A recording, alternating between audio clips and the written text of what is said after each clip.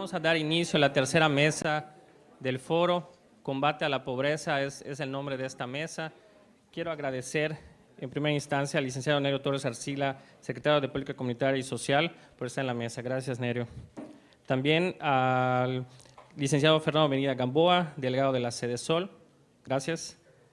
Al doctor Rodolfo Canto Sáenz, de la Facultad de Economía de la UADY, y también al doctor Otón Baños Ramírez, de la misma universidad. Bueno, primero quiero hacerles unos comentarios en relación a introductorios para luego poder empezar el diálogo de la mesa, ¿no? Retomando algunas de las cosas que se han mencionado en las dos mesas anteriores, sabemos que el crecimiento económico por sí solo no abate a la pobreza. También sabemos que el combate a la pobreza no ha tenido los efectos deseados hasta el momento. Según las últimas mediciones, en Yucatán, el 47.9% de la población se encuentra en pobreza y el 10.4% en pobreza extrema. En los trabajos del Observatorio Metropolitano de Yucatán, estimamos que la pobreza alimentaria en la región es del 14.16%, lo cual equivale a 132,000 personas. Son personas que tienen dificultades para cubrir sus necesidades básicas más apremiantes. Detrás de estas estadísticas lo que encontramos son personas, hay familias, y esto representa un alto costo humano. Mucho de esto ya se ha mencionado. A esto también podemos sumar el hecho de que según la Organización para la Cooperación y Desarrollo Económico, México es el segundo país más desigual de la organización. Y esto evidentemente se traduce en un contexto de desigualdad y en un contexto de empobrecimiento, y que muchas veces, a pesar de las intervenciones por encima de esfuerzos que las familias y las personas hacen, no logran salir de este círculo vicioso de la pobreza. En términos de la política social, se ha mencionado también que existen problemáticas desde cuestiones de conceptualización, identificación de los problemas, definición de prioridades, implementación y de evaluación de las acciones que se implementan.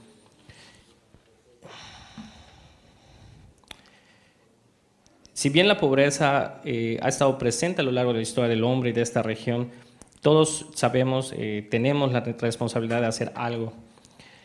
¿Cuál va a ser nuestra contribución? ¿Cuál va a ser nuestra estrategia? De esto es de lo que queremos hablar en esta mesa. Primero debemos plantearnos otras preguntas, y esas se las hice llegar con anterioridad. Es muy importante recordarles acerca de que ustedes pueden mencionar complementos respecto de los diferentes puntos que les voy a plantear. Vamos a manejar 2 rondas y después de esto vamos a abrir la sesión al público para tratar de establecer el diálogo. Entonces les voy a hacer sus planteamientos. Entonces, ¿cuáles son los principios que deben guiar el diseño y la implementación, monitoreo de la evaluación de las políticas y las acciones de combate a la pobreza? Se debe combatir los efectos o las causas. Mucho de lo que hemos escuchado en las 2 mesas anteriores son de que atacamos básicamente las manifestaciones y no las causas, o por lo menos no hay una claridad respecto a esas acciones. También, tomando en cuenta el repertorio de aciertos y errores de la política pública hasta ahora, ¿qué acciones ustedes proponen? Y yo aquí les menciono algunos puntos que ustedes pueden complementar con los que ustedes deseen. Por ejemplo, en términos de combate a la pobreza moderada y extrema. Por ejemplo, en la población que no es pobre, pero es vulnerable de convertirse debido a las dificultades económicas actuales. ¿Qué nos pueden proponer en términos del contexto de empobrecimiento prevaleciente? También, si nos quieren hablar respecto de la promoción de oportunidades, facilitar el empoderamiento de la sociedad y asegurar el ingreso. ¿Cómo debemos priorizar esas acciones que proponen ustedes para abrir boca, ¿no? Y después de esto, pues poder establecer otro grupo de preguntas. Doctor, si nos hace el favor de comenzar. Bien, pues muchas gracias, un honor estar aquí con panelistas pues tan distinguida concurrencia. En cuanto a la pregunta, principios, ¿se oye bien? Que deben guiar el monitoreo y evaluación de la política. Yo mencionaría 2. El primero es el problema de la continuidad cuando con los proyectos de desarrollo social.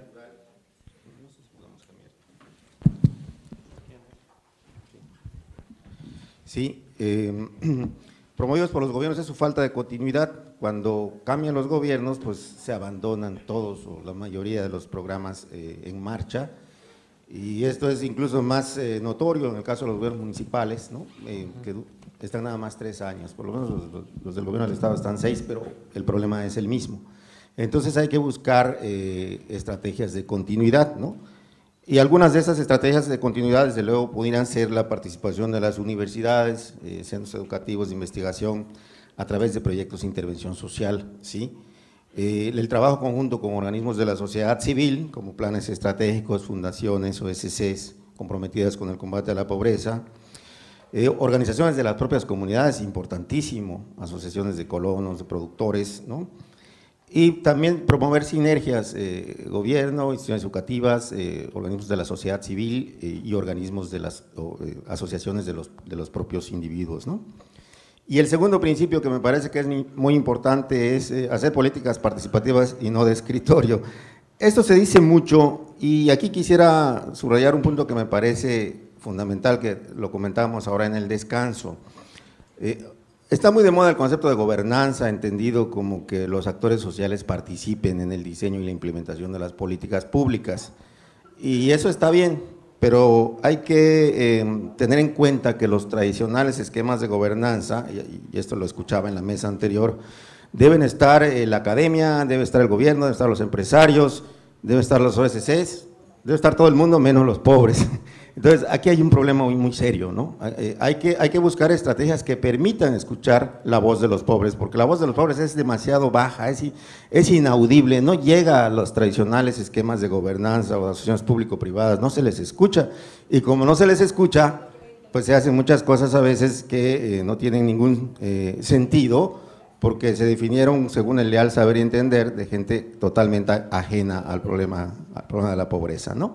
Entonces, estas dos cuestiones yo creo que son fundamentales. Y este otro tema que también me parece vital, se deben combatir los efectos o las causas de la pobreza. Pues desde luego se deben combatir ambos, ¿sí? La política social como tal tiende a combatir los efectos de la pobreza, y está bien, yo creo que esto hay que aquilatarlo, hay que reconocerlo, pero definitivamente no es suficiente si no se atacan las causas de la pobreza, ¿no? Y esto solo puede lograrse con políticas redistributivas. No hay que olvidar que no todas las políticas públicas son iguales. Hay distributivas, redistributivas y regulatorias. Si distribuimos pies de cría, si distribuimos cerdo, pelón o lo que sea, estamos haciendo políticas distributivas, pero eso no va a acabar con el problema de la pobreza. Las políticas redistributivas son aquellas que implican modificaciones de fondo en los acuerdos nacionales básicos, como la distribución de la riqueza y el poder. Una reforma agraria es una política redistributiva. Una reforma fiscal progresiva es una política redistributiva. Entonces, es importante tener esto en cuenta, porque la pura política social no es suficiente. La política laboral tendría que ser redistributiva. Por ejemplo, me llama la atención que en las mesas anteriores no se haya abordado el tema del salario mínimo. O sea, ¿cómo podemos pretender combatir la pobreza con un salario mínimo de 60 pesos? Si la persona que lo gana se echa 24 pesos en los camiones, o sea, no me cabe en la cabeza. Y uno puede decir, bueno, es que casi nadie gana el salario mínimo, pues es falso de toda falsedad. 1 de cada 4 trabajadores en Yucatán gana hasta un salario mínimo, y más de la mitad gana hasta 2 salarios mínimos. O sea, fíjense, por ejemplo, cuando se plantea que esta iniciativa de reforma laboral, que ya aprobó la Cámara de Diputados, está en la de Senadores, se contempla el salario mínimo por hora, pero curiosamente se establece que el pago por cada hora de trabajo no podrá ser inferior a un salario mínimo. O sea, si ustedes como alumnos trabajan 4 horas, tendrán derecho a ganar 4 salarios mínimos. Entonces, ahí se ve lo absurdo que es la existencia de este salario mínimo que nadie discute como una de las causas estructurales de la pobreza. ¿Por qué? Y yo me haría esa pregunta, ¿no? Políticas redistributivas tendrían que ser de este tipo, desde luego. Otra política redistributiva en el caso de la zona metropolitana y de todo Yucatán es definitivamente la revalorización de la cultura maya, y no solo la prehispánica, no solo de los catunes y del fin del mundo, sino de los mayas de hoy. que me sorprende que a veces intelectuales dicen que no existen los mayas. Bueno, me deja helado esto, ¿no? Desde luego, y promover la enseñanza de la lengua maya en el sistema educativo formal, apoyar la producción literaria en lengua maya, alentar su uso en eventos oficiales, un poco siguiendo el ejemplo del Paraguay con el guaraní. Eso empoderaría la cultura maya, ¿no? No olvidar que el combate a la pobreza es también el combate a la desigualdad, a la marginación, a la discriminación, a la exclusión social y al rescate de la dignidad humana, ¿no? Dice Adán Przeworski, un politólogo muy connotado, dice: un problema bien identificado de las democracias latinoamericanas es la debilidad de los gobiernos para enfrentar el poder de las oligarquías dominantes. Si la desigualdad social predomina, el poder estará distribuido de manera desigual e inevitablemente debilitará las perspectivas de que todos disfruten por completo los derechos civiles y políticos. Así, por ejemplo, la tributación es más difícil en las sociedades más desiguales, y las razones que explican esto son más políticas que económicas. Los ricos tienen más poder sobre el gobierno en las sociedades más desiguales y los pobres tienen menor capacidad de utilizar sus derechos democráticos. Los ricos encuentran que es más eficaz contratar servicios varios de manera privada, educación, salud, seguridad privada, que pagar impuestos que mantendrían estos servicios para todos. Los pobres están justo al margen del Estado, no tienen ingresos para ser grabados y reciben pocos servicios. De aquí surge un círculo vicioso. Los pobres no logran tener eficacia política, puesto que no disfrutan de las condiciones necesarias para el ejercicio eficaz de sus derechos políticos, y como resultado continúan siendo pobres. ¿Cómo romper este círculo vicioso? Pues la respuesta no es fácil, pero hay algo que es evidente, ¿no? Un Estado que se limita a coordinar a los actores sociales, un modo elegante de llamar a los poderes dominantes, no va a llegar muy lejos en esta tarea y acabará perpetuando la desigualdad económica y también política. Entonces, un deber es de estos gobiernos diseñar e implementar políticas que apunten a la redistribución de la riqueza y el poder como base insustituible del desarrollo de ciudadanías fuertes y capaces de afirmar sus derechos políticos. Estuve oyendo todo el tiempo que es multidimensional la pobreza, que tiene su dimensión social, económica. Nunca se habló de la dimensión política, que me parece que es tan fundamental como las demás. Democracia y justicia redistributiva vienen a ser, a fin de cuentas, creo que esto es algo que hay que tener presente, las dos caras de una misma moneda. Gracias.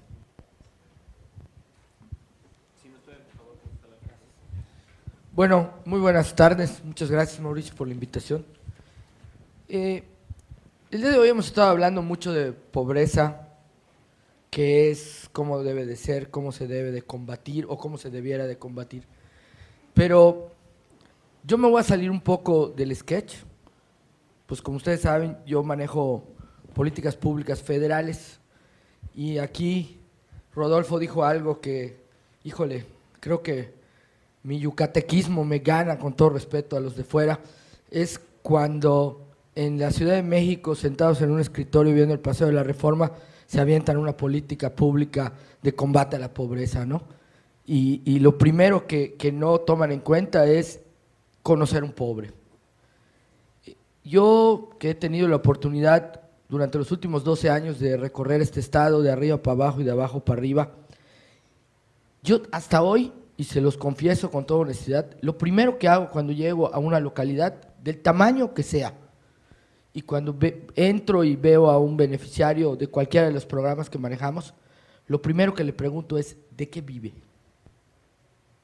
O sea, porque ¿de qué sirve que a una persona, a una familia que vive en la localidad más pobre del estado, le demos una casa digna, le pongamos un fogón ecológico para que no tenga problemas de salud, le demos un programa de apoyo de aves de traspatio?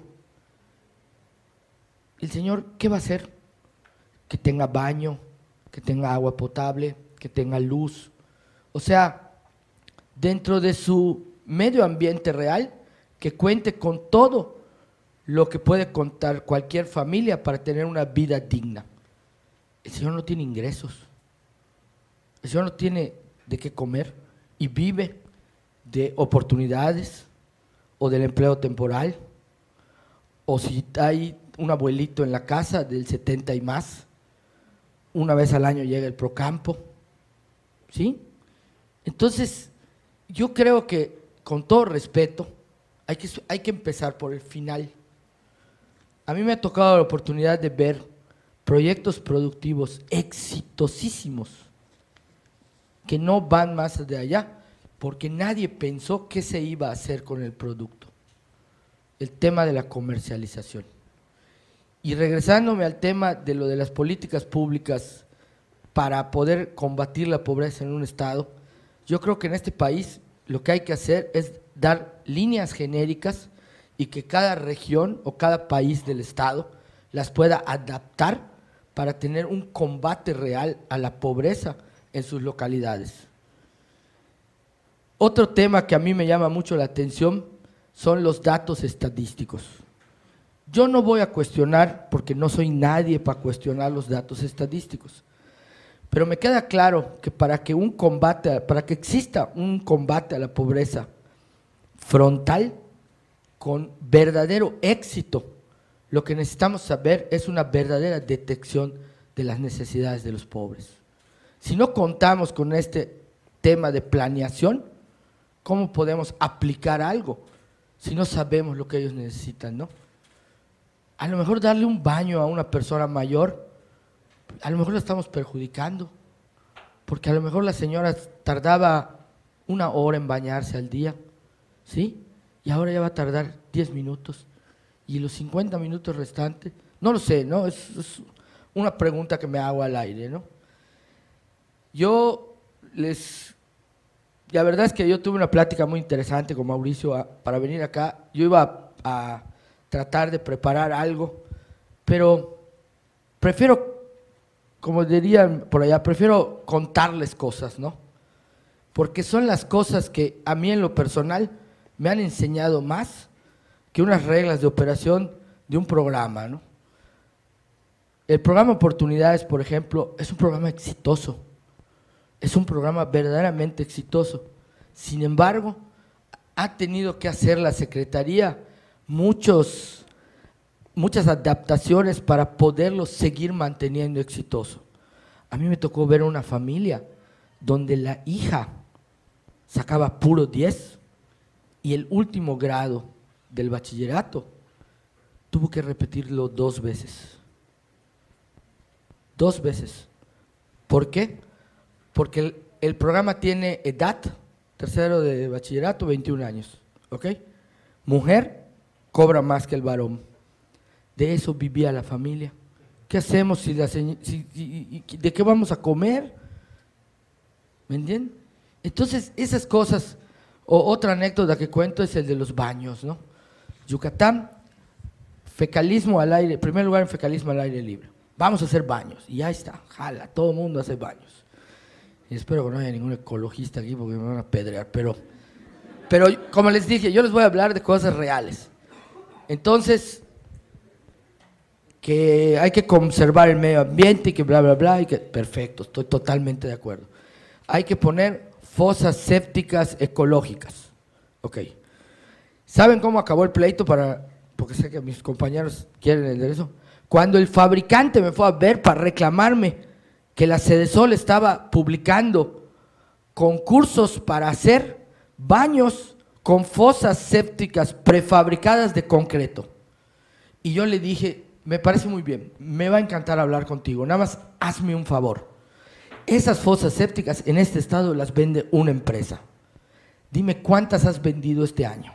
Ese dato es el que quiero que me lleves a la Junta. Ok, yo me comuniqué a CNA y nosotros, para no buscarle más, ¿sí? ¿Saben cuántas veces se vende una fosa séptica ecológica? De 3 a 5 veces. Y él llegó a presumirme que tenían tal éxito las fosas sépticas que ya habían hasta tenido que sacar un paquete de accesorios.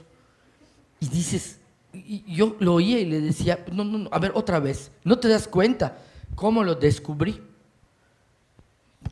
Navegando en este estado, de repente llego, veo un camión lleno de fosas sépticas usadas. Juegan con la pobreza. O sea, los programas que sirven para el combate a la pobreza dañan a la pobreza, porque llegaban al pobre y una fosa séptica que vale 3, 4 mil o 5 mil pesos, no sé cuánto, le daban 500 pesos y se la llevaban. Y entonces eso era más daño ecológico, porque hoyo ahí se quedaba y seguían haciendo. Entonces, ese tipo de cuestiones son las que nosotros tenemos que ver. Mucha planeación, pero además mucho seguimiento. ¿Cómo sabemos que lo que estamos haciendo está teniendo un verdadero impacto para la gente que lo hacemos? Manejar programas sociales federales es sumamente difícil. Y yo les voy a contar otra anécdota.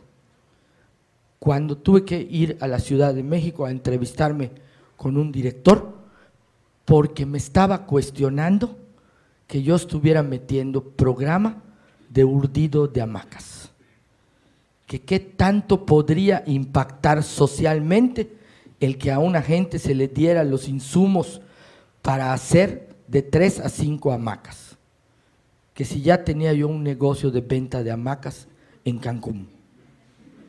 Así me lo dijo. Le dije, mira, si yo estuviera sentado allá y tú fueras el delegado de Hidalgo y vienes a hacerme un planteamiento de un programa de colchonetas o cobertores, yo no te lo cuestiono, le dije. Pues no saben en qué acabó esto. Vinieron a Yucatán a hacer una encuesta en el interior del estado, a la gente de Yucatán, de que por qué dormían en hamaca. Cuando llegaron a Yucatán y me dijeron a qué venían, y yo les dije, hey, yo soy el primero, a mí me van a entrevistar de primero. Entonces, como comprenderán, a veces es más caro el caldo que las albóndigas. Y luchar contra esto, cuando hay gente que hoy se está muriendo de hambre, que hoy necesita esos apoyos, es donde chocamos mucho, ¿no? Yo, nada más para terminar esta mi primera intervención, quiero decirles que mi conclusión para el combate a la pobreza es que debemos de tener, insisto, una buenísima detección de necesidades y un buenísimo seguimiento. Y si puedo robar un minuto, miren, y yo les voy a contar otra, y vuelvo al tema de los baños. También descubrimos que los baños se empezaron a volver closets, gallineros, almacén de, bueno, de todo, ¿no? Y entonces, a lo mejor yo que tengo un carácter muy curioso, yo personalmente me fui y me metí ahí. A ver, ¿por qué no usa el baño? Porque por este aparato me quedo sin agua. A ver, y entonces tienes que irte a todo el proceso que existe, que en las localidades pobres o en cualquier localidad, ya no le pongamos calificativo, se bombea el agua de 1 a 2 veces al día, ¿correcto? Y ustedes si verán, en las entradas hay una pequeña torre de bloques cruzados con un tinaco, el cual se llena 1 o 2 veces al día, generalmente es 1 vez al día. Entonces nosotros conectábamos el baño a ese tinaco, pero el sapito no servía. Y como el sapito no servía, cuando la señora regresaba de salir o volver y todo, y quería bañarse con su cubo, bueno, ya no había agua. Entonces, ¿qué hacían? Maldito baño. ¡Clac! Santo muerto, el perro se acabó la rabia. Entonces, pero oigan, y son cosas que parecen, o sea, hasta de risa, ¿no? Pero son realidades. ¿De qué nos sirve gastar 30, 35 mil pesos en hacer un baño si el baño no va a tener ningún efecto en la familia? Al contrario, va a ser una carga para la familia. Ahí está, allá. Ahí podríamos tener allá un cuartito o ahorita que, en fin, hay muchas cosas de estas que hay que ver. ¿Cómo lo solucionamos? Pues muy fácil. Le pusimos un tinaco al baño y si el sapito nos dejaba mal, solo se iba el agua del baño y no el agua que servía hasta para cocinar y para todo. Bueno, yo quise ser más coloquial que esto, ¿no? Entonces, esa es por mi parte mi primera intervención. Gracias. Muchas gracias. Gracias. Bueno, evidentemente aquí estamos con expertos en el tema. Me siento muy honrado por la invitación. La primera pregunta decía, ¿cuáles son los principios que deben guiar el diseño, implementación, monitoreo y evaluación de la política y acciones de combate a la pobreza? Decía hoy por la mañana que me parecía que era importante la transversalidad para que podamos hacer un trabajo coordinado, todos los que tengamos que ver con políticas públicas en materia de combate a la pobreza, que hagamos un trabajo coordinado y que de esta manera podíamos hacer mejor efecto. Seguramente han conocido de casos de lugares donde se va a pavimentar y que una vez que termina la pavimentación, entonces llega el agua potable, levanta otra vez el pavimento y después lo arreglan en el mejor de los casos, ¿no? Pero eso es costo económico, es un costo social también por las molestias que genera, y a veces son de la misma instancia. También ha sucedido que el gobierno federal está autorizado para reparar alguna escuela, algún lugar, y topa con alguna gestión que haya hecho el ayuntamiento o el gobierno estatal, y bueno, en el peor de los casos esos recursos hasta se pierden. Entonces de lo que se trata es que todas las dependencias, empezando con el Ejecutivo, trabajemos por sector. En el sector social del gobierno de Rolando Zapata tenemos 19 dependencias que estamos a 3 semanas de haber comenzado prácticamente el gobierno, ya estamos trabajando en ir homologando y coordinando nuestras acciones para que no sean dispersas, sino que podamos dar un beneficio integral, que cuando lleguemos a una comunidad como Tatsiú, sí, entregar aves de traspatio, pero también reparación de escuela, y que paralelamente el Instituto de Educación para Adultos Mayores nos está ayudando con la alfabetización de las personas, y que si hace falta algún apoyo para el campo o alguien necesita algún crédito para fomento económico, pues lo pueda obtener. En fin, nosotros estamos tratando de integrarnos en acciones del propio gobierno estatal, y por supuesto que estamos en el caso con Fernando Medina coordinándonos para que también las acciones del gobierno federal vayan encajando en esta misma estrategia, y que los municipios también hagan su parte, que tienen el ramo 33 y otras acciones que nos pueden ayudar a combinar recursos. Entonces, para nosotros es importante la uniformidad y la transversalidad de las acciones.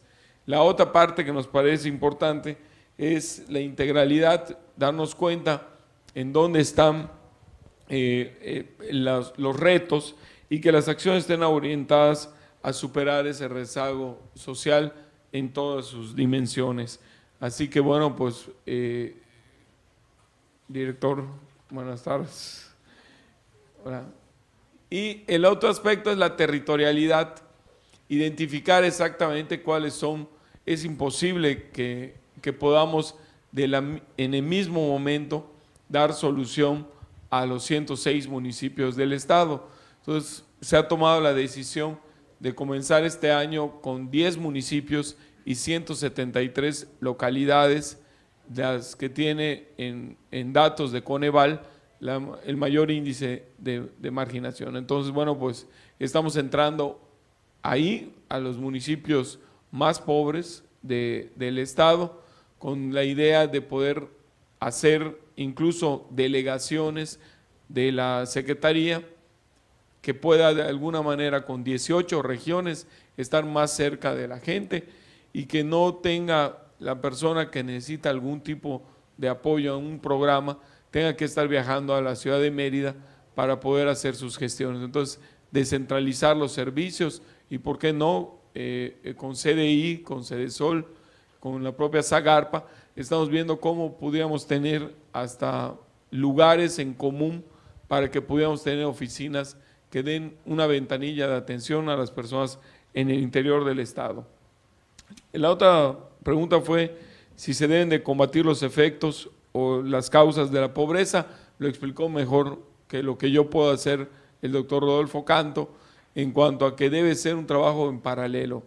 Hacer un trabajo para mediano plazo, pues te puede poner con el reto de que el día a día pues se difumine, porque no estás atendiendo la pobreza en este momento, ¿no? Entonces, de la otra manera también, si descuidas el mediano plazo o las cuestiones de fondo, pues bueno, lo único que vas a generar es pequeños parches que van tapando un problema visual actual, pero que transcurridos los años, y como decía el doctor Rodolfo, a veces con el cambio de gobierno pueden ser hasta de un mismo partido político y no necesariamente continúan los programas. Así que este tipo de cuestiones me parece que deben de ser atendidas en paralelo. Hay muchas personas que, incluso medios de comunicación, que me entrevistan y me dicen, enséñales a pescar. Yo estoy totalmente de acuerdo, pero hay 111,000 yucatecos que viven en extrema pobreza, que viven en pobreza alimentaria y que no hay manera de darles las herramientas. Si tienen hambre, pues no tienen la caña y seguramente en donde pescar les quedará muy lejos y no están en condiciones ahorita de poder ir a pescar. Hay personas que necesitan una intervención coordinada e inmediata de todos los que asumimos que tenemos una responsabilidad de combate a la pobreza. Paralelamente, hacer programas productivos y que fomenten la economía, pero hay este grupo de 111,000 personas que tienen que ser atendidas con urgencia y que una vez saliendo de la extrema pobreza, con todo gusto podríamos estar exigiéndole a las autoridades que les den los elementos para su subsistencia y para que puedan ir a pescar. Pero en este momento, realmente una persona que me escribió en el Facebook diciéndome que de qué servía 10 aves de traspatio que entregamos en Tatsiú. A cada familia le entregamos un paquete con 10 aves en Tatsiú y me decían, bueno, ¿eso en qué va a acabar con la pobreza de las personas? Y les decía, bueno, primeramente se ve que no estás tú en esa situación para que pues de alguna manera descalifiques una acción como esta. Entonces seguramente si le preguntaras a la persona que recibe ese paquete te diría que es como en muchos casos con el programa de vivienda universal, que nosotros decimos, bueno, esa casita, pues para la persona es un palacio, ¿no?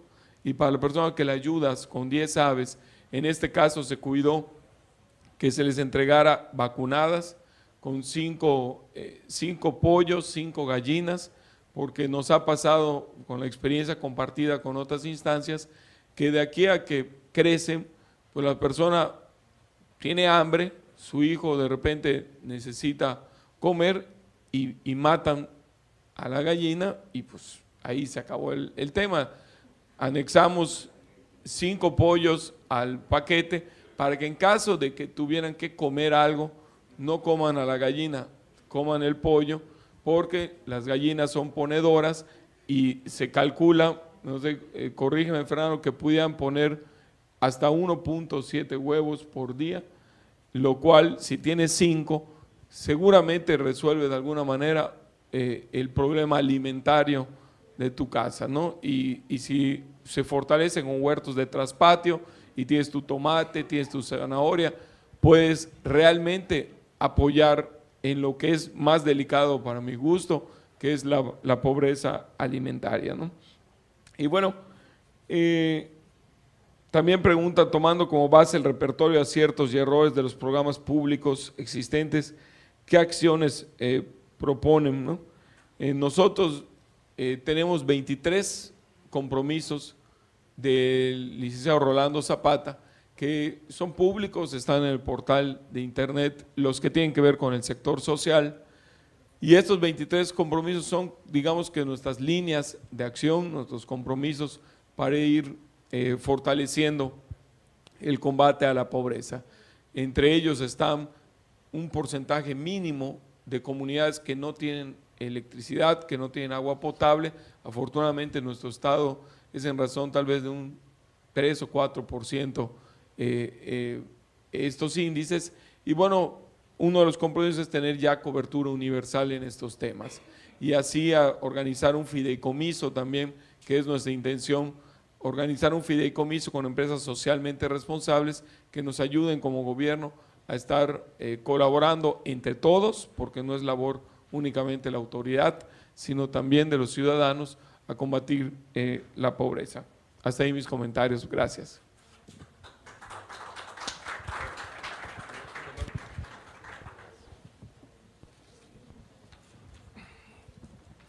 Buenas tardes. Bueno, en primer lugar, quiero agradecer la invitación formulada por el comité organizador. Es un honor estar aquí compartiendo esta mesa, este panel con distinguidas personalidades.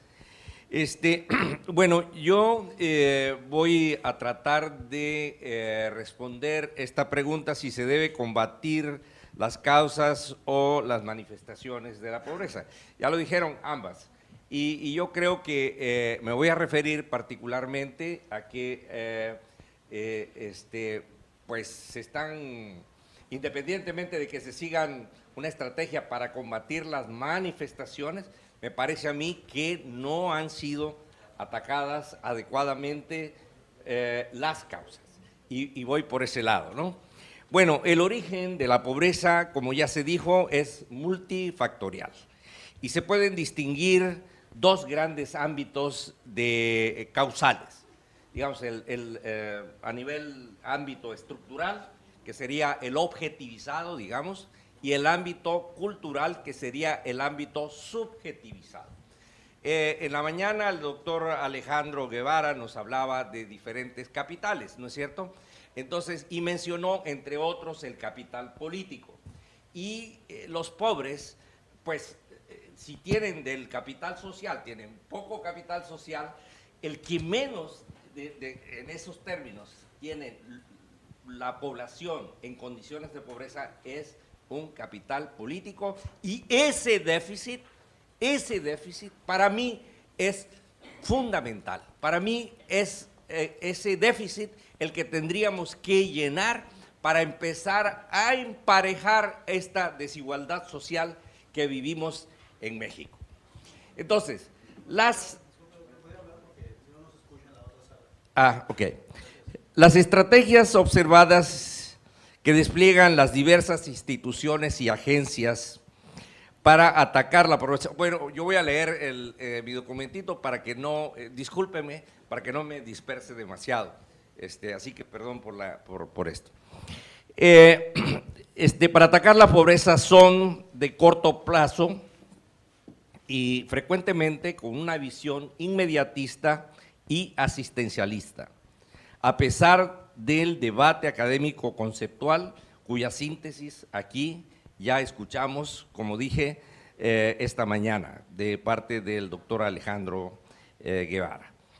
A la luz entonces de los escasos y volátiles resultados obtenidos hasta hoy en el combate a la pobreza, uno puede preguntarse, ¿no será que estamos haciendo la labor de Sísifo en el mejor de los casos?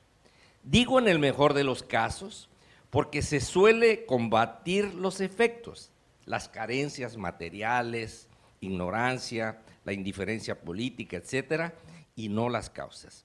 ¿No será que deberían ser otros, por ejemplo, los mismos pobres, los protagonistas de esta lucha contra las causas, contra esta suerte causal? Sostengo que en México el combate a la pobreza se ha venido haciendo al revés. Ha sido desplegada por el aparato menos indicado, el aparato del Estado, el gobierno. La historia mexicana registra miles de lecciones de fracaso, que no voy a repasar, pero además creo que ni es necesaria. Por eso estamos aquí reunidos. Solamente hay que recordar que el gobierno, y en esto no hay diferencia entre priistas y panistas, se jacta en el extranjero y utiliza como argumento central para atraer capitales la mano de obra barata, baratísima, ahora incluso más barata que la de China. Regreso al punto. El combate efectivo a las causas tendría que ser llevado a cabo por la propia población que vive en condiciones de pobreza y por lo tanto en condiciones de exclusión. La exclusión y la pobreza caminan juntas. Tienen esta población que vive en condiciones de pobreza las herramientas culturales, vale decir políticas, para llevar a cabo esta lucha que sería de varios años? La respuesta rápida es que es un no con mayúscula. Entonces, porque el orden cultural y político prevaleciente abriga muchas variables causales de la pobreza. Quiero decir, bueno, no hemos hablado mucho aquí, pero los propios medios de comunicación, toda esta, digamos, apología o invitación al consumo, es un agente de estos que estimulan mucho y que provocan la pobreza. Es entonces una tontería seguir planteando esta vía de la política. Yo estoy convencido de que el verdadero combate a la pobreza se debe desplazar a la arena política. ¿Cómo se tendría que hacer entonces para convertir a los individuos, familias y comunidades pobres en sujetos sociales, organizados y políticamente empoderados? Hablo de una tarea compleja. Todos sabemos que la población que vive en condiciones de pobreza es de hecho una masa amorfa. Recomiendo entonces, reconociendo lo anterior, las organizaciones de la sociedad civil deberían poner el empoderamiento social de esta población como un tema central, porque no es el problema solamente de ellos, de la gente que vive en esas condiciones de pobreza. Realmente deberíamos de ver que el problema es de todos, es de la clase media también. La lucha no emprendida en México es la lucha de ciudadanía. Y aquí, definida la ciudadanía como la calidad del vínculo de los individuos con el Estado. En ese sentido, me refiero a la ciudadanía que se aprende y no a la ciudadanía que se coloca a los individuos como si fuera una camiseta o una etiqueta. Sugiero dos herramientas útiles para abonar en la construcción de una verdadera ciudadanía: la capacitación y la educación política formal. Para el corto plazo, propongo una capacitación política centrada en la ciudadanía, y para el medio plazo propongo que la educación básica contenga una materia con un enfoque científico sobre la democracia en cada uno de los 9 grados que tiene la educación básica. Como bien sabemos, la democracia mexicana es fundamentalmente una democracia electoral, es una democracia inconclusa, para decirlo en términos eufemísticos. En nuestra democracia, el tema de la reacción de la ciudadanía de cara a los votos se vuelve un tema central.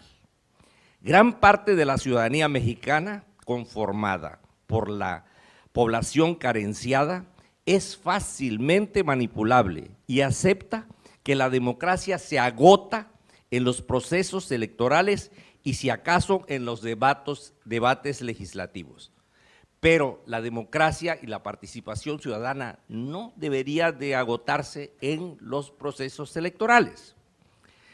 Esto significa que en nuestro país predomina la ciudadanía formal y es muy escasa la ciudadanía sustantiva. Me explico. Creo, parafraseando a Turén, que debemos regresar la mirada al individuo. Es un error mayúsculo suponer que el individuo, socializado en la modernidad de hoy, automáticamente se convierte en un buen ciudadano. Un buen ciudadano es aquel que está cercano al prototipo que contempla el modelo teórico de la democracia, es decir, al ciudadano participativo. En la modernidad de hoy, se vive un conflicto entre individuo y ciudadanía, entre individuo y clase social. La modernidad siembra un marcado individualismo en las personas, con lo cual tendencialmente vulnera tanto la ciudadanía como a la clase social.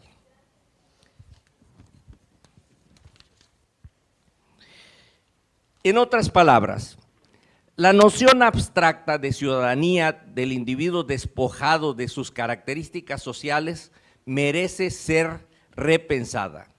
La ciudadanía sustantiva parte de reconocer la diferencia entre grupos específicos y las garantías que se otorgan al ejercicio de sus derechos.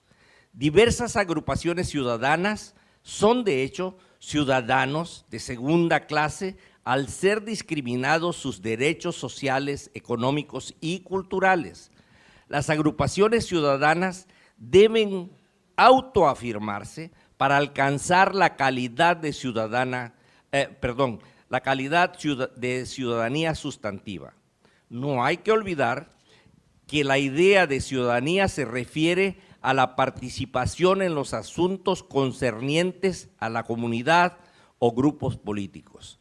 Por un lado, como participación en la vida pública y por otro, como conjunto de responsabilidades derivadas de la pertenencia a dicha comunidad política.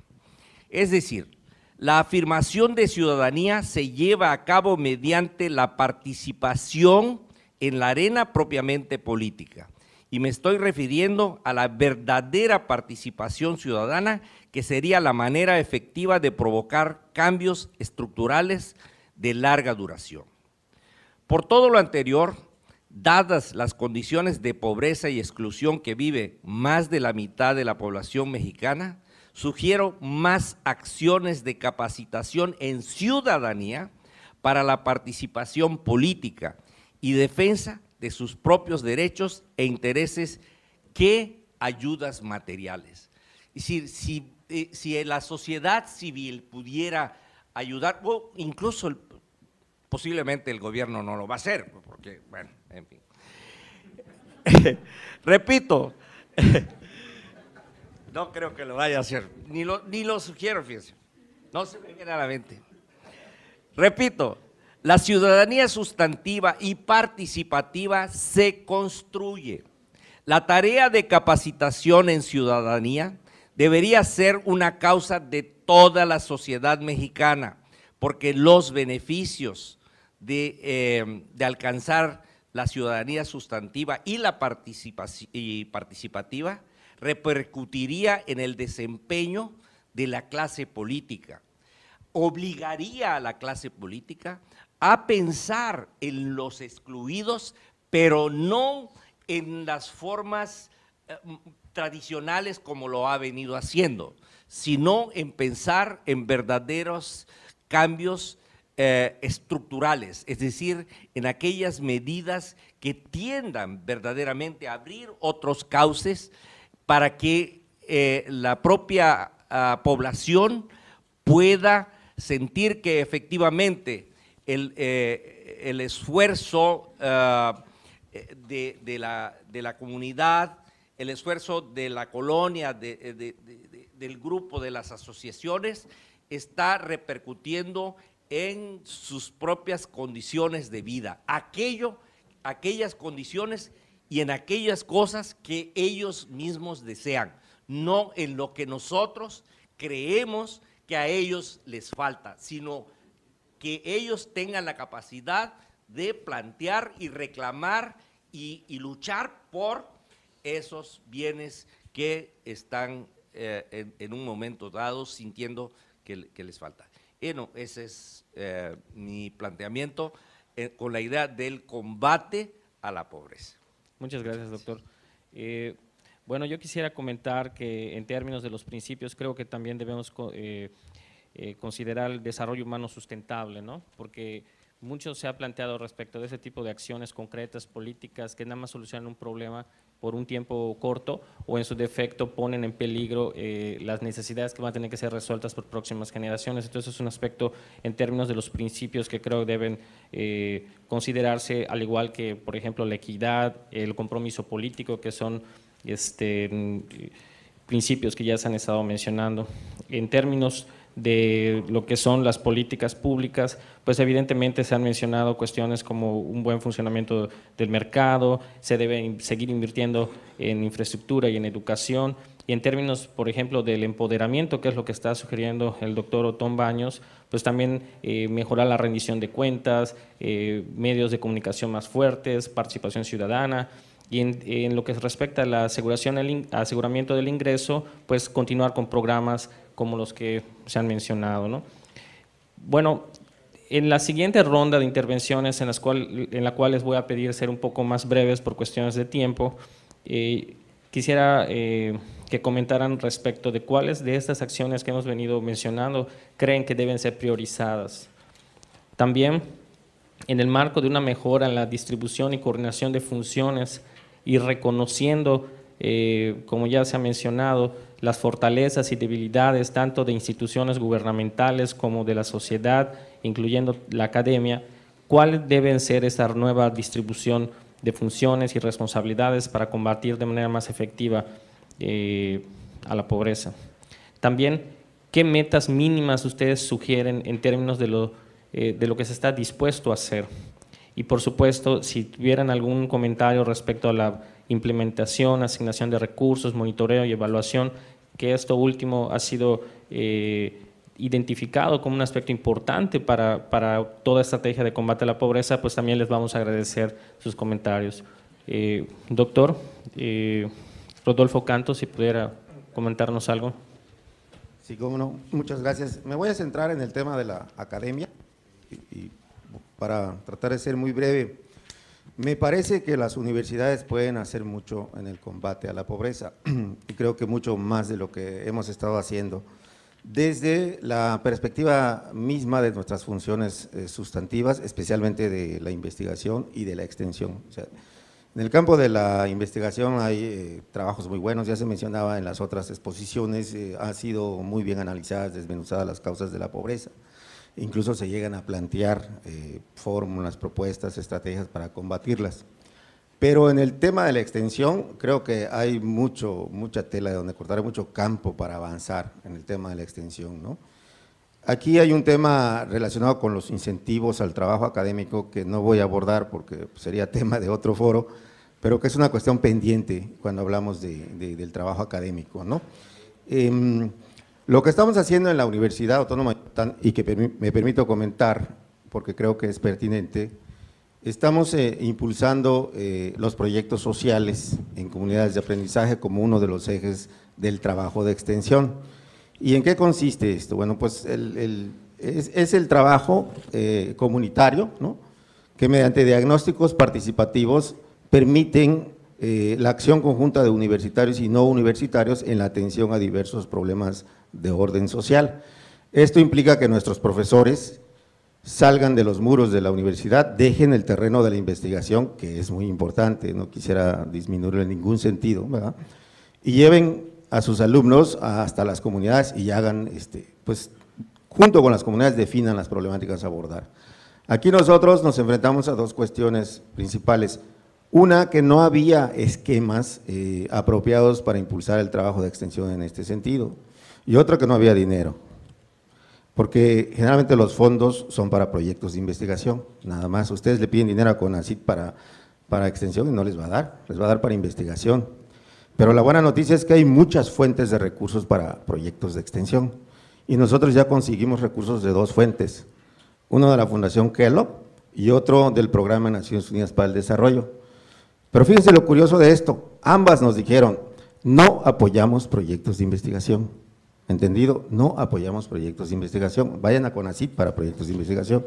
Nosotros apoyamos proyectos de intervención social que incluyen la investigación como uno de los componentes, pero no el único, porque el objetivo no es generar conocimiento, es generar conocimiento con base en diagnósticos participativos para aplicarlo a la solución de los problemas comunitarios. Si no hay aplicación, no sirvió el asunto, no funcionó, no fue extensión, fue pura investigación, ¿no? Entonces, abrimos la convocatoria con muy buena respuesta. Estamos esperando ya, se cierra el 31 de este mes y ya hay varias propuestas muy interesantes de profesores que están, hasta SNIS, lo digo así con admiración, hasta SNIS que están dispuestos a echar a andar proyectos de extensión y de trabajo comunitario, ¿no? La otra era que, bueno, pues muchos profesores no sabían qué hacer ni cómo hacerlo. Entonces echamos a andar un diplomado en proyectos sociales para los profesores interesados y siempre sobre una base voluntaria, ¿no? Porque como dicen, a la fuerza ni los zapatos entran.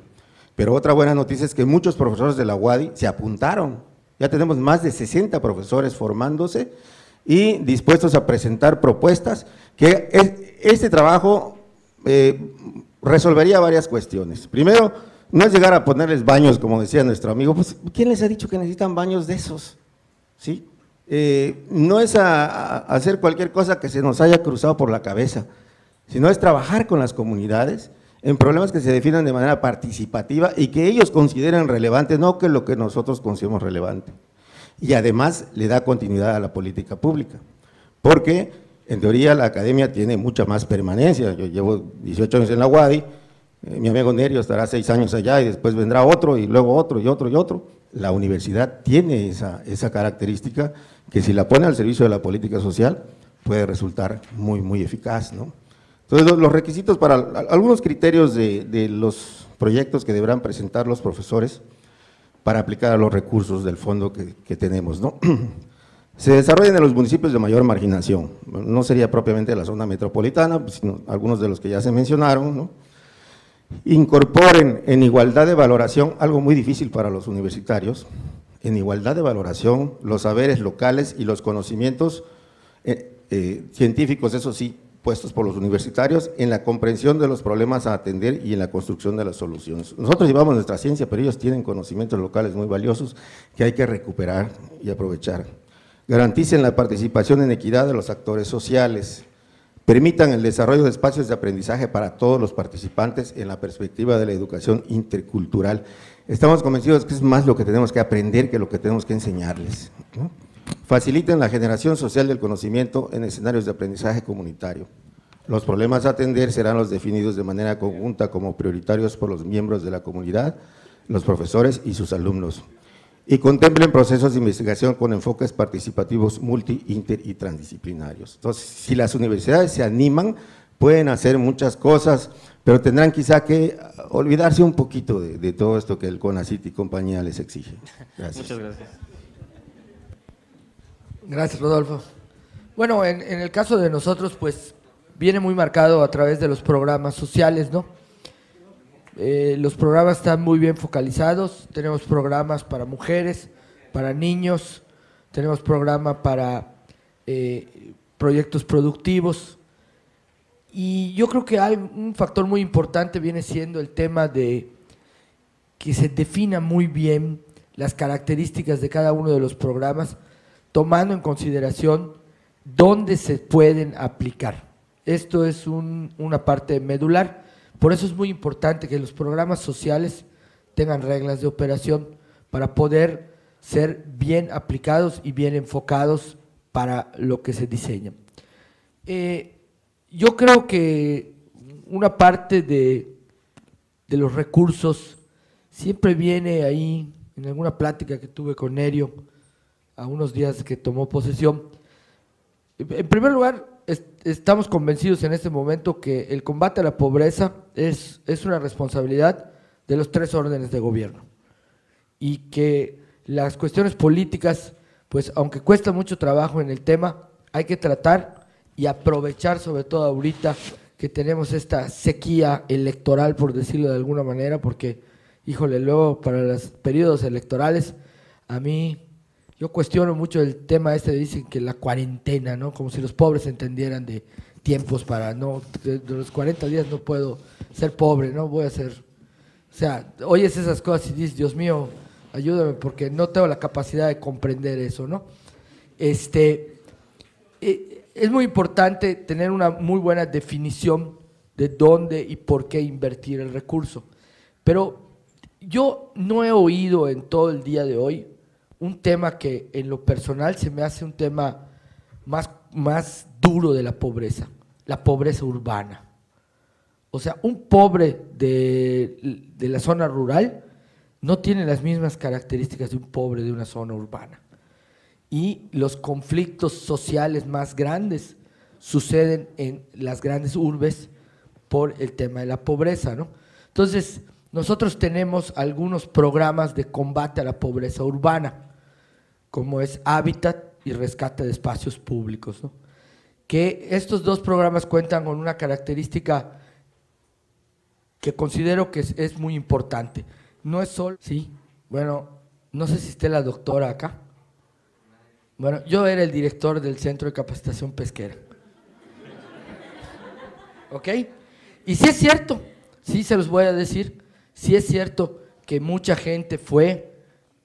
o sea, cuando se empezaban a no tener nada que hacer en el campo, se inventó por una demanda que había de mano de obra calificada, y no había pulpo, o sea, porque si hubiera habido la demanda de pulpo, pero yo les quiero decir algo, con el paso del tiempo, me han reconocido pescadores o ejidatarios que estuvieron allá. Sí, en efecto, ayudaba mucho, y me da risa porque de las anécdotas, la primera clase, ¿saben cuál era?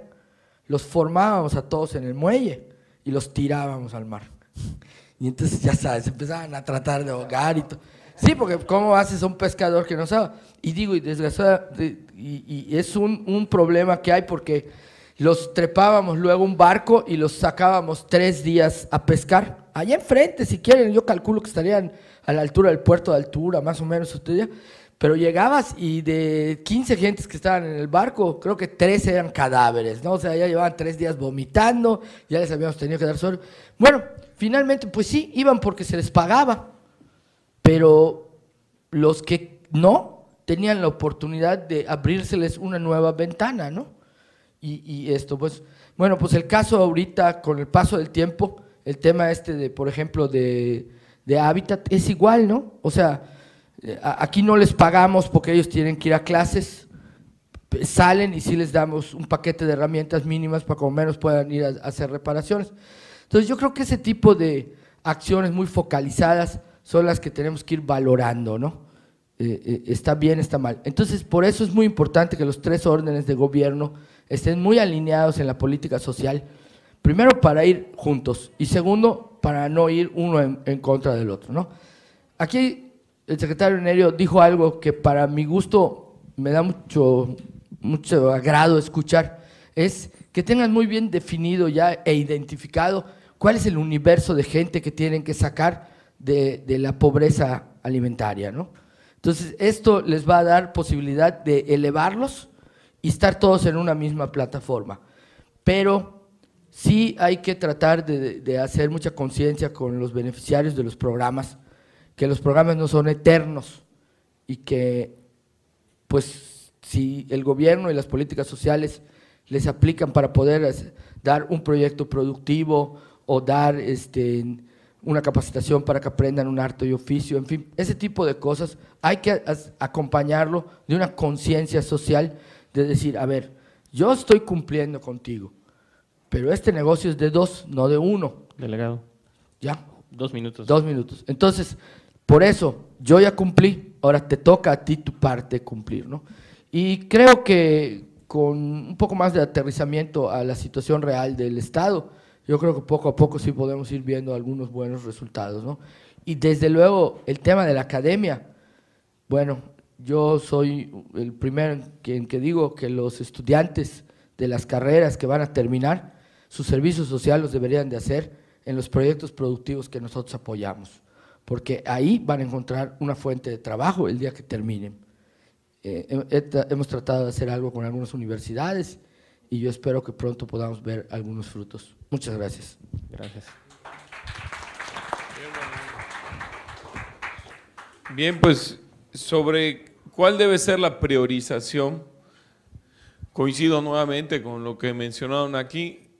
Dicen por ahí que el que pregunta no se equivoca y nuestro planteamiento original es crear donde no los tenemos, aunque ya hay algunos consejos de participación ciudadana, en todos los 106 municipios del estado, para que tengamos la oportunidad de que las personas puedan también decirnos qué es lo que ellos necesitan y sobre todo, algo que me llamó mucho la atención, que darle seguimiento a las cosas, que no sean acciones de una vez. En el CDI tienen acciones de algunos apoyos que les dan a mujeres artesanas, por ejemplo, y que pueden ser hasta de 3 años consecutivos.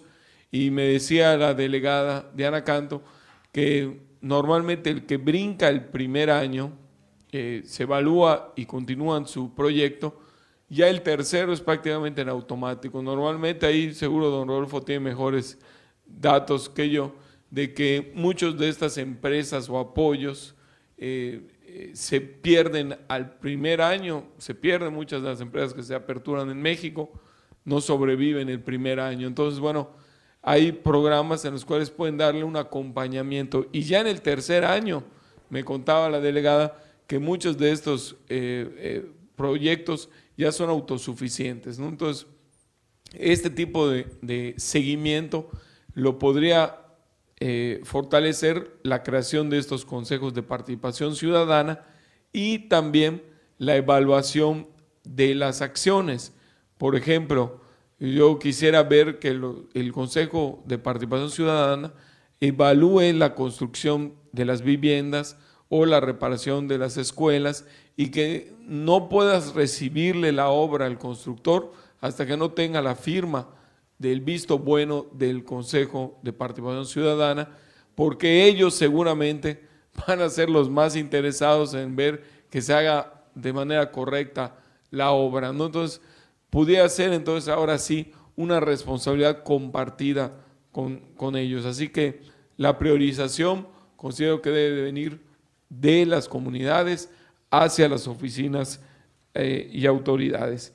Y bueno, también se comentó sobre cuál de estas acciones sugiere deben de ser responsabilidad de cada nivel de gobierno, el sector privado, el social y la academia, y coincidir nuevamente de que es tarea de todos. Si bien es cierto que a nosotros, en mi caso, cuando pues, alguien me pregunta sobre mi ritmo de trabajo, les digo que es cierto, es fuerte, sobre todo este arranque, como todo en esta vida cuando inicia, pues tienen retos muy complicados, pero a los políticos, sobre todo en mi caso, que nos gusta muchísimo el servicio público, pues nos pagan por hacerlo.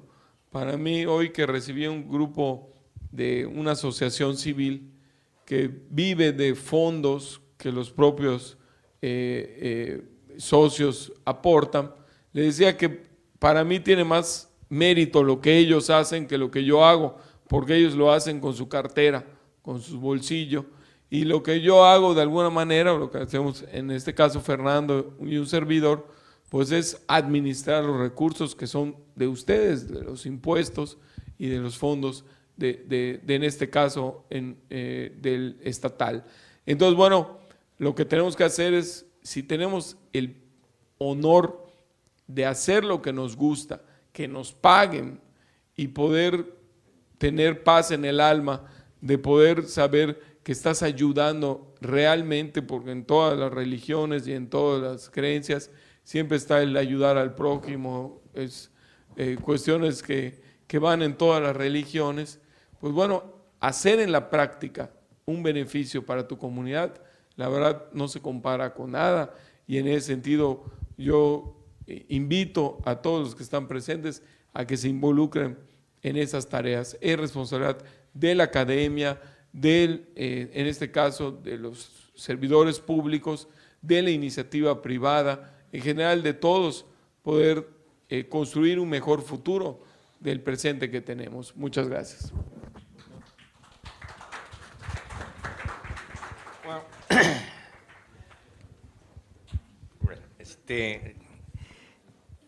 mira, lo que yo dije, a fin de cuentas, es que estoy pensando que la pobreza tiene que verse en el contexto del México democrático, si se quiere así.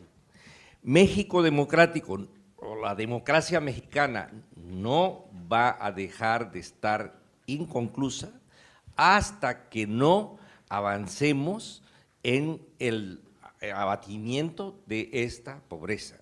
Pero entonces, lo que no hemos estado haciendo es ver la dimensión política y qué importancia y el alcance que tendría esa dimensión política.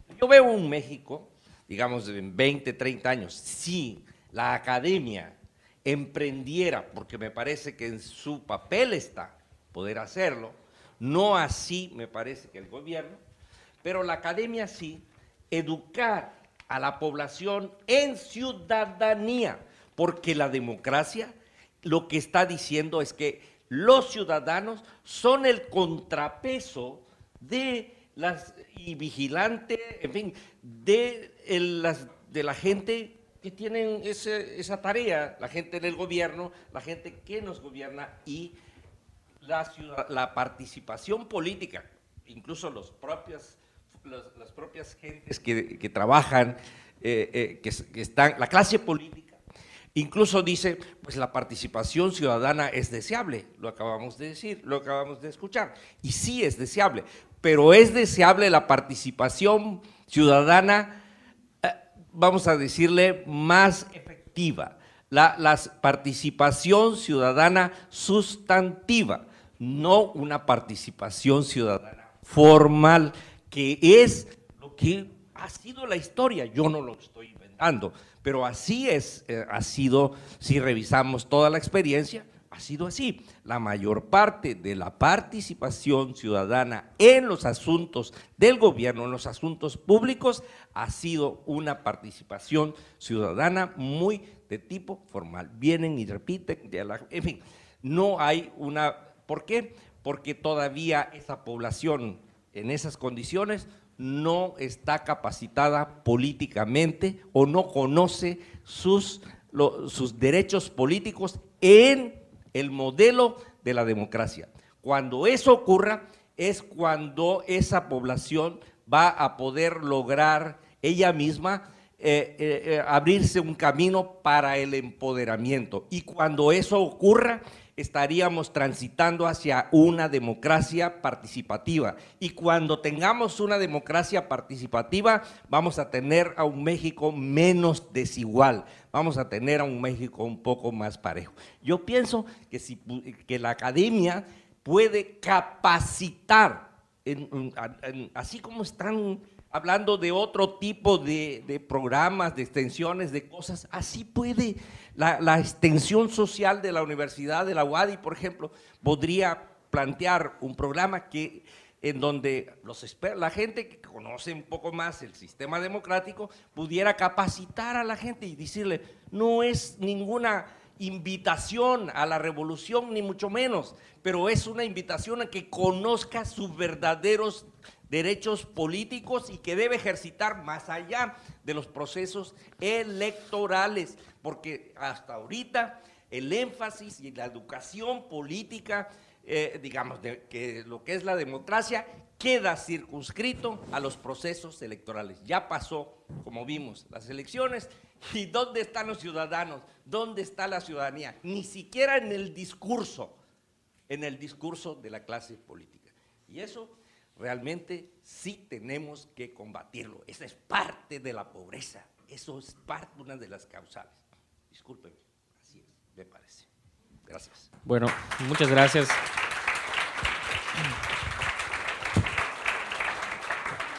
Gracias a los panelistas. Antes de abrir las preguntas a la audiencia, quisiera hacer algunos comentarios. La definición de las preguntas que les enviamos tiene un enfoque pragmático porque, como ustedes saben, la intención es generar una estrategia de combate a la pobreza y por eso las preguntas planteadas, ¿no? Quisiera hacer algunas aportaciones a este respecto, también retomando algunas de las cosas que ustedes han mencionado, por ejemplo, en términos de la distribución y coordinación de funciones, tanto a niveles de gobierno como el sector privado, sociedad civil, academia, etcétera. Pues bueno, mucho se ha dicho respecto del trabajo coordinado que debe existir entre los tres órdenes de gobierno. También estamos observando cómo los funcionarios públicos pues son receptivos y mantienen pues canales abiertos de comunicación con los actores, con la sociedad, con la academia. Eso es algo positivo. En cuanto al sector privado, si bien es el motor de la economía, es importante que lo haga desde un enfoque social.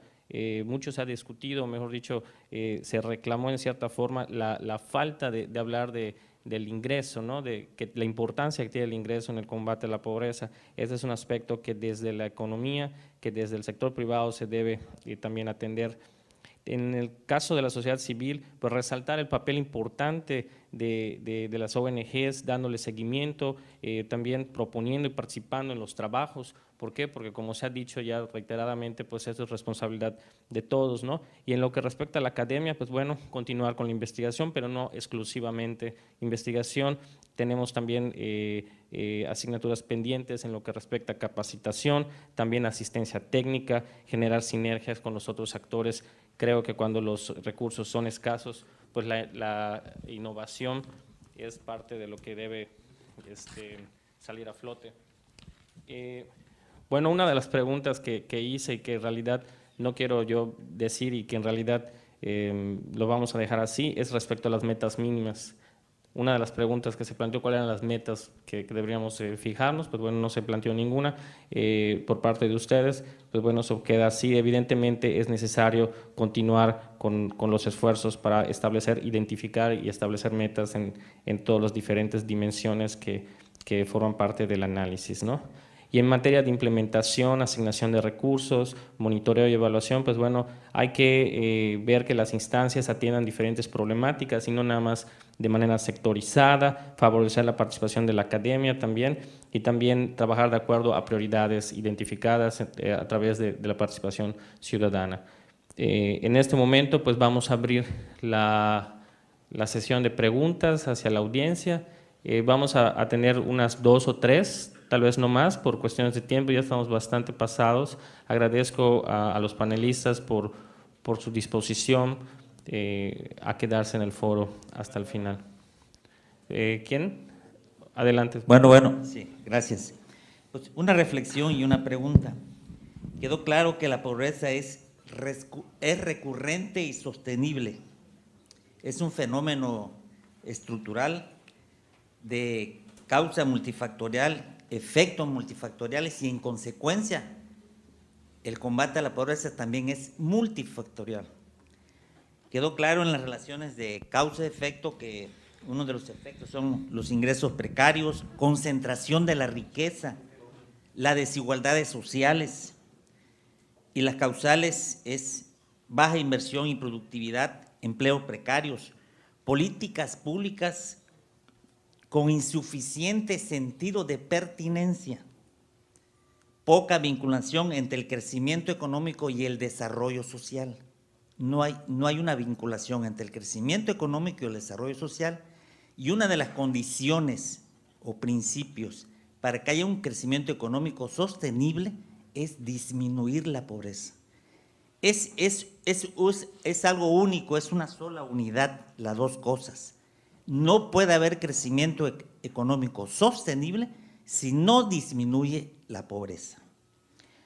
La voluntad política y tiene que ver también los modelos de desarrollo. Hay modelos de desarrollo escandinavos, mediterráneos, continental, anglosajones, que tienen que ver mucho con ello. El problema es multifactorial, es económico, político, social, cultural, ambiental, pero la solución de ello, la determinante es política. Es un problema económico, social, pero con una solución eminentemente política y con voluntad política. Yo empezaría haciendo el análisis, ¿a quién le conviene la pobreza? No al revés. Yo empezaría viendo de lo general a lo particular. ¿A quién le conviene que exista la pobreza? A los empresarios, al crimen organizado, a los países más desarrollados, que tenemos fuerza de trabajo barata, incluso lo dijo Tom, con salarios más bajos ya que la China. Entonces, ¿a quién le conviene la pobreza? Entonces, es un problema eminentemente es un eminentemente político. Eso es lo que debemos, siempre estudiamos a quién perjudica la pobreza, pero a quién le conviene que quede así. Entonces hay que romper con esa inercia, con políticas, políticas públicas con mucho sentido de pertinencia y que vincule al crecimiento económico con el desarrollo social. Entonces, no puede haber algo más dañino que tener una política pública que tienda a combatir la pobreza, que no tenga sentido de pertenencia, pero que se esté ejecutando con mucha eficacia.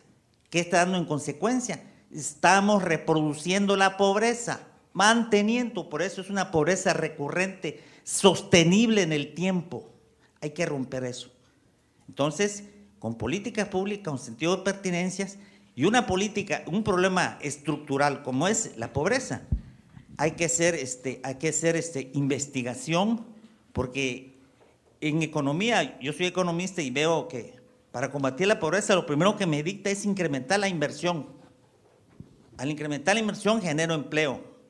Y si genero inversión, empleo, genero impuesto. Y si genero las tres cosas, genero desarrollo económico y desarrollo social. En automático, el crecimiento económico no genera disminución de la pobreza. Podemos hacer las reformas estructurales que querramos en las leyes, pero hay que hacer la política pública pertinente. Las políticas públicas en México no tienen sentido de pertinencia y no son fallidas porque están cumpliendo su misión de reproducir la pobreza. Entonces, no puede haber algo más dañino que aplicar una política que tienda a combatir la pobreza, perfectamente exitosa. ¿Por qué? Porque estamos reproduciendo la pobreza. Entonces, mi pregunta va en lo siguiente. En la mañana dijeron que Mérida había disminuido su pobreza extrema a 4% de la población. Yo quisiera saber, si lo saben algunos panelistas o los que intervinieron dando su conferencia en la mañana, ¿qué línea estratégica concreta utilizaron para disminuir la pobreza extrema? Si no, me iré de aquí sin algo no concreto. Gracias. ¿Alguna pregunta más? Yo voy. Bueno, hay tantas cosas que quería decir, pero yo creo que para ahorrarnos el tiempo, primero decir que creo que salgamos de este foro con mucho optimismo, porque lo que nos ha dejado es mucho escepticismo y todavía más en los jóvenes, ¿no? Ahorita van a salir los jóvenes con un bloque aquí, con un problema de cómo vamos a resolver la pobreza, ¿no? Entonces yo les diría de la idea que salgamos aquí con mucho optimismo, puesto que hemos escuchado cosas muy interesantes a partir, primero, de lo que se ha venido realizando por parte de los que están directamente involucrados en la toma de decisiones y en la transformación y cambiar, en este caso el Estado, la academia, el sector público, y los jóvenes como partes de la comunidad social. Entonces, estando aquí todos, en el ánimo de que se ha identificado, se ha tocado causas de la pobreza, la magnitud y el combate y todo lo demás, salgamos con un ánimo diferente de cómo conjuntar esos esfuerzos que no se han venido haciendo en mucho tiempo, tal como ahora se reconoce.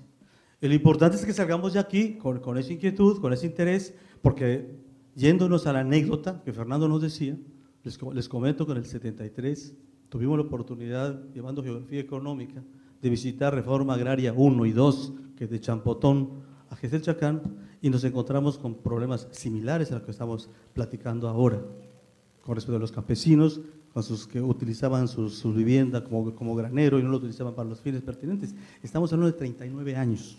Y usted se preguntará, bueno, ¿y tú qué has hecho en 39 años como académico?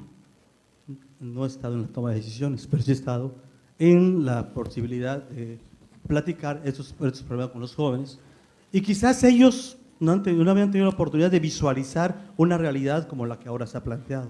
Bien, ya tenemos todo esto, ¿qué es lo que tenemos que hacer? Entonces me parece, seguir discutiendo sobre la pobreza lo vamos a tener siempre porque es un problema que ha estado ahí. Lo importante es que me parece que estos esfuerzos que se han venido realizando, cómo los conjuntamos y cómo comprometemos a los jóvenes que están aquí para elaborar proyectos, de corto, mediano y largo plazo. No hay solución para la pobreza en automático ni inmediato, aun cuando los digamos. Este foro es una gran oportunidad para decirnos muchas cosas. Y lo importante es que tengamos los oídos bien puestos de las cosas que se dicen para que los tomemos en cuenta. ¿Cómo resolvemos esto para poder para ir caminando esa senda que nos lleve en la búsqueda de soluciones a los problemas que estamos teniendo ahora? Porque me parece que ya no va a haber otra oportunidad de que digamos, se los dije, lo comenté, esto, no. Tenemos que regresar de nueva cuenta a la población, como lo planteó Tom, aquí lo acaba de plantear Jorge también, que no es otra cosa más que regresar a la sociedad y hacerlos partícipe como labores comunitarias que se han dejado de hacer. Tenemos que regresar a eso, pero tenemos que hacerlo responsablemente a partir de las tareas que nos corresponde. Ya aquí Rodolfo, por parte de la universidad, dijo algo, Nerio también dijo algo, y lo que no hemos podido decir nada, pues son los jóvenes que están aquí, pero bueno, se nos da la oportunidad de participar y comentar todo esto. Muchas gracias. Gracias. Yo creo que una pregunta adicional y ya con esto cerramos. Sí, buenas tardes. ¿Quién iba? ¿Usted? Gracias. Bueno, como estudiante y aspirante a ser economista, vine con expectativas de conocer causas, magnitud y estrategias de combate. Salgo un poco norteado sobre las conclusiones a las que se van a llegar, pero bueno, les quiero preguntar, en la opinión de los que están participando ahorita, ¿cuál sería el punto central al que se tendría que atacar para mitigar la pobreza? Podría ser un aumento del capital humano, cuidar que no se degrade más el capital natural que tiene la península de Yucatán, fomentar la inversión. ¿Cuáles son las estrategias claras para el combate? Porque, pues, no sé, a mi punto de ver no quedó muy claro al terminar las participaciones. Si es, bueno, a mi punto de ver sería más importante invertir en capital humano, en educación, pero pues, ¿cuál sería su opinión de los que están participando?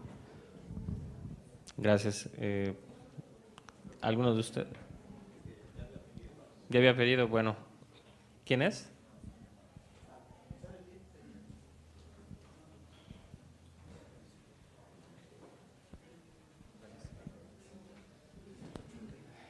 Bueno, una pequeña reflexión.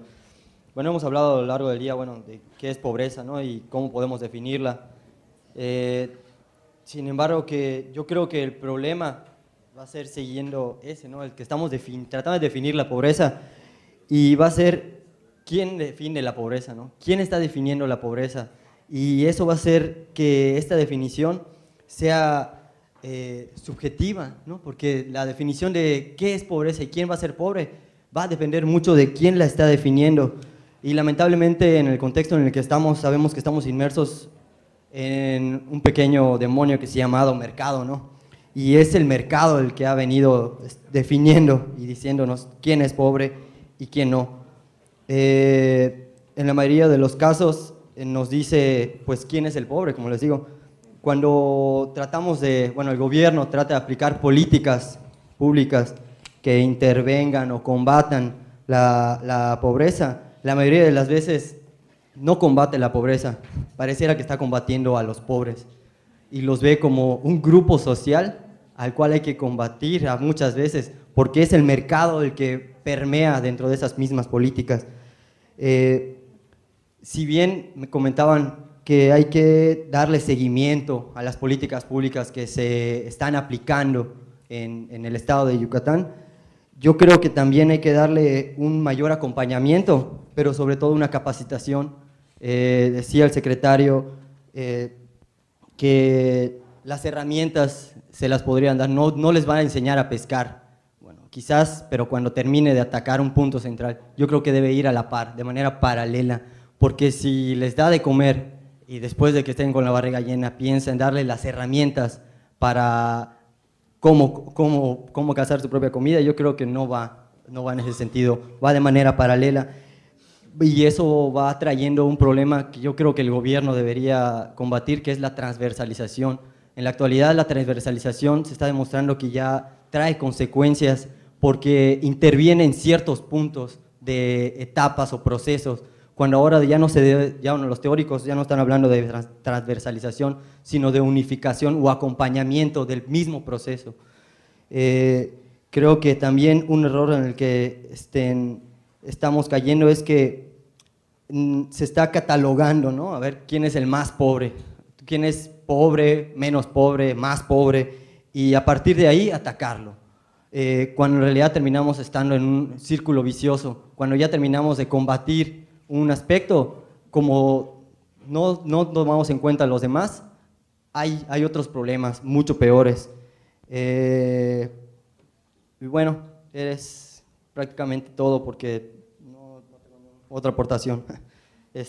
Bueno, y esto sería creo que debería haber una segunda parte en el foro, porque no se habló mucho, se habló muchísimo de pobreza, pero poco de la metrópoli, ¿no? Porque no escuché ningún tema que incluyera a Cauquel, los problemas socioculturales que está enfrentando debido a Ciudad Cauquel, todos estos monopolios de las empresas inmobiliarias al momento de estar construyendo.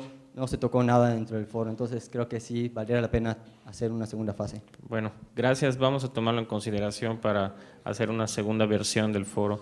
De los panelistas, si quieren hacer algún comentario, en realidad fueron comentarios y preguntas los que desean hacer.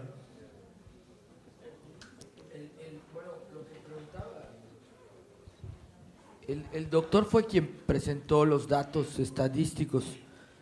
Y doctor, supongo que son datos de Coneval e INEGI, ¿no?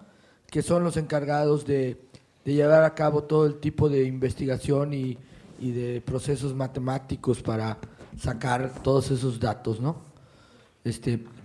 Mérida, el municipio está considerado como un municipio de baja marginación, es el único en el estado. Entonces, todo eso, ahora, ¿qué se ha hecho para lograrlo? Pues bueno, como dirían, ¿no? Aquí cada quien puede hablar de su milpa, ¿no? O sea, nosotros, por ejemplo, en el 2003 entramos con un programa de combate a la pobreza urbana, que antes no existía ningún programa de combate a la pobreza urbana, como era específicamente el programa Hábitat. Y usted es de aquí, de Mérida, de Campeche. Sí. Por ejemplo, lo que está detrás del aeropuerto, se ubica donde está la Penny y todo. Ahí esos son polígonos. El programa Hábitat, para poder trabajar en un núcleo poblacional, necesita trabajar única y exclusivamente en polígonos.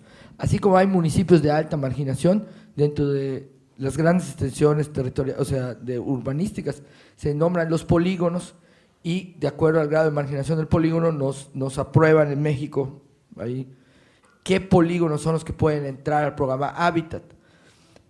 Hay un polígono muy grande, no recuerdo ahorita el nombre, el número, tiene un número, que está atrás del aeropuerto, exactamente donde está la Penny, donde ahí pues literalmente se transformó, que era una zona de muy alta pobreza, ¿no? O sea, y las condiciones de vida ahí pues cambiaron radicalmente, ¿no? Pero eso es lo que yo podría opinar como un ejemplo aislado, ¿no? ¿Por qué?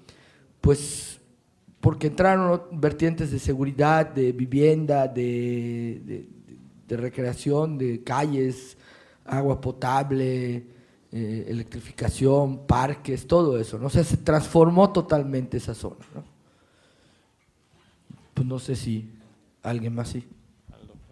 No, nada más, un poco respondiendo a lo que Jorge Canché presentaba en relación con los estudiantes. Yo creo que aquí hay algo que quedó claro. Hay varios tipos de pobreza, ¿no? Hay varios. Y además, lo que también se puso de manifiesto es que mayormente hablamos, tratamos, buscamos de resolver, en fin, el problema de la pobreza, sobre todo material. Le damos mucho énfasis, pensamos casi siempre y todo más bien en ese tipo de pobreza. Dejamos de un lado la otra pobreza, que no se ve, que no se palpa, sino más bien se ven sus efectos, pues. O sea, y esa es la cuestión. Es decir, la pobreza, vamos a llamarle subjetiva, cultural, en el sentido amplio de la palabra, pero que a mi entender, esa pobreza que no visualizamos tan de una manera más, ¿cómo decir?, con la misma intensidad o con la misma concurrencia que visualizamos la pobreza material, porque es así, está, casi choca con nosotros, es eso. Y ya incluso nos hemos familiarizado a tal punto que se nos hace natural. Sí, yo creo que es eso lo que tendríamos que pensar ahora mismo. O sea, hacer como diría Bachelard, intentar una ruptura epistemológica en ese sentido. Chomsky, este lingüista, tiene una obra y está diciendo a los estadounidenses, a los americanos, y se dirige a él, diciéndole, ¿saben qué? Tenemos que repensar nosotros mismos como ciudadanos, ¿qué estamos haciendo? Y lo está diciendo a la gente, y bueno, y uno desde aquí dice, una de las democracias más desarrolladas, lo que sea, y Chomsky está diciendo, no sé que lo crean todo, Bueno, pero otra gente que es un premio Nobel, Stiglitz, igualmente está diciendo, ¿saben qué? Tenemos que pensar igualmente en ese tipo de pobreza, porque no es la otra, usualmente, la pobreza material, es manifestación de una pobreza que tiene una profundidad tal que la llevamos aquí mismo a costa, pero no la vemos, ni la sentimos y nos sentimos como, francamente, yo creo que esa es la lección. Gracias. Bueno, pues muchas gracias. Unos reconocimientos.